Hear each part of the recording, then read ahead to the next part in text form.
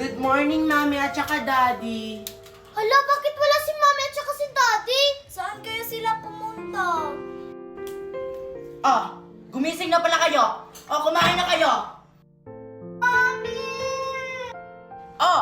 Anong iniiyak-iyak nyo dyan? Kumain na kayo!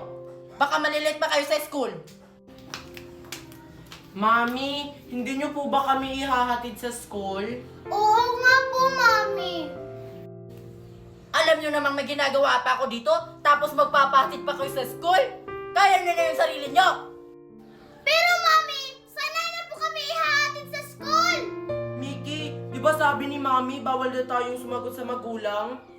Abay, ikaw bata ka? Sumasagot ka na sa akin? Hindi ko naman kayo tinuruan ng ganyan Mickey, tara na.